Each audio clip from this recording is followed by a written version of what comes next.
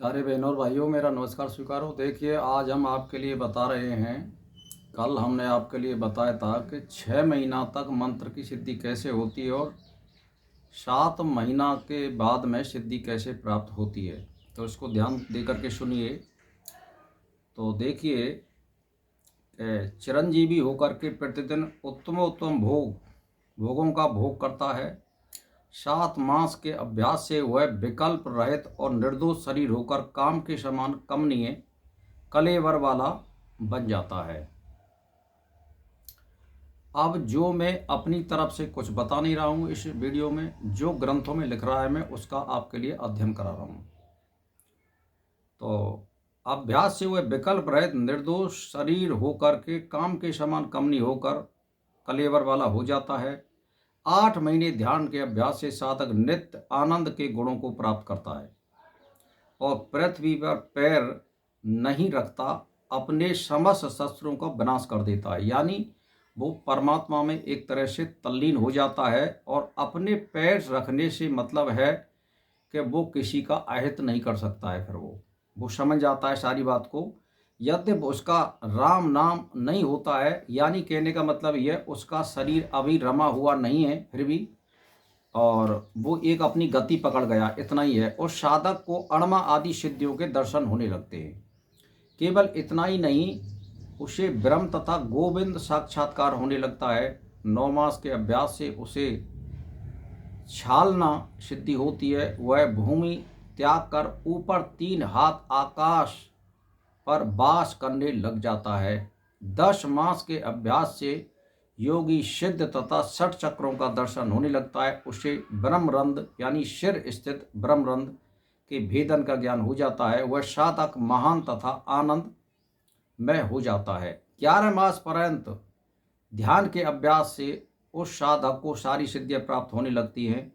पंचभूत में यानी अंग पृथ्वी रूप, जल रूप, अग्नि रूप, वायु रूप, आकाश रूप को अलग अलग धारण करने में समर्थ हो जाता है।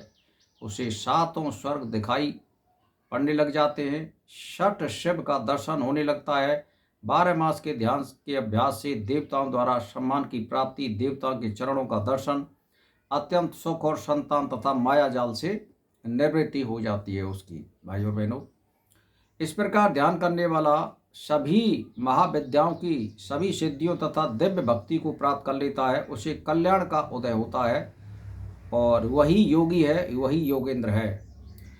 अब वही इस प्रकार के योग को धारण करने में समर्थ होते हैं। योग से युक्त होने पर ही उसे मोक्ष प्राप्त होता है, ऐसा मेरा यथार्थ निर्णय है। तो मेरा कहने का मतलब यह है कि संसार सागर से पार उतर जाना ही योग का शब्द का अर्थ है।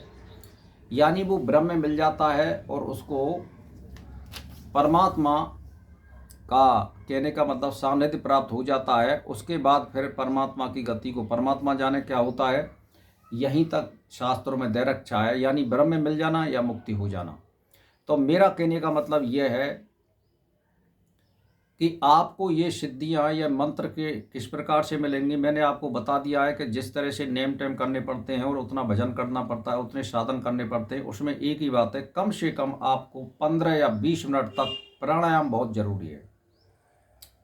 15 मिनट तक प्राणायाम करोगे और बहुत अल्प आहार लोगे आप, और वो भी एक टाइम लोगे, तो बहुत जल्दी सिद्धि प्राप्त होती है। प्राणायाम से बड़ा इस संसार में कोई तप नहीं होता है। उससे चित्तवृत्ति जितनी जल्दी निरोध होती है उतनी किसी यानी क्रिया से नहीं हो सकती है। और ये बात पक्की है कि आप दोनों समय भोजन खाओगे तो प्राणायाम सिद्ध नहीं हो सकता है। ये प्राणायाम जो है खाली पेट वालों के लिए सिद्ध होता है, और खाली पेट तभी होगा जब आप एक समय भोजन करोगे, और वो भी हल्का, भारी नहीं एकदम। तो भाई और बहनों, साधना करने से सब कुछ प्राप्त होता है। साधना करने से ईश्वर प्राप्त होता है, और ईश्वर प्राप्त करने से हमें सर्वसुलभ हो जाते हैं। माया और धन दौलत और पत्नी पुत्र नाती पंथी, ये तो एक माया का जाल है। हम तुम केवल ईश्वर को प्राप्त करने के लिए आए हैं, और केवल एक सृष्टि में आपको 84 बार जन्म मिलेगा, और ये जन्म आपका कौन सा है ये साधना करने से आपको मालूम पड़ जाती है। आत्मा स्वयं बता देती है कि आपका जन्म कौन सा चल रहा है। तो मेरा मतलब ये कितने जन्म शेष हैं, फिर आपको आंकड़े पूरे हाथ में आ जाएंगे। तो मेरा कहने का मतलब यह है कि आप साधनारत रहिए, ईश्वर को ध्यान और चिंतन में लगे रहिए और परमार्थ के कार्यों में लगे रहिए। ईश्वर से बड़ा इस संसार में कोई नहीं है। धनो दौलत केवल भाग और प्रारब्ध से प्राप्त होती है, वो ईश्वर अपने आप दे देता है स्वतः ही। कोशिश करने वाले सफल होते हैं, लेकिन जिनका प्रारब्ध होता है वही सफल होते हैं। मैंने ये देखा है कि टॉपर लड़का जो रिक्शा जोत रहे हैं और जो बिल्कुल थर्ड क्लास जो लड़के हैं वो टॉपर आईएएस बन के चले गए हैं। क्यों?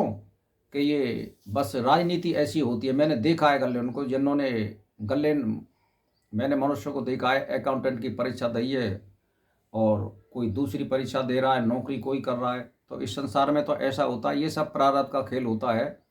हाँ, इतने बात है कि बुद्धि जिसकी प्रखर है और बुद्धि जिसकी सत्य में चल रही है, वो भूखा तो इस संसार में मल नहीं सकता है, अपनी साधना कर सकता है और परमात्मा का ध्यान और स्मरण भी कर सकता है और अपना गृहस्थ भी चला सकता है। तो कहने का मतलब ये है कि परमात्मा से यही मांगिए कि हमें सद्बुद्धि दे परमात्मा और हम सत्य मार्ग पर चलें और सत्य कार्य करें और व्यसनों से दूर रहें। यही में हमारी गति है, इसी में हमारा कल्याण है और इसी में सबका कल्याण और भलाई है। भाई और बहनों, मेरा इसी के साथ नमस्कार स्वीकार।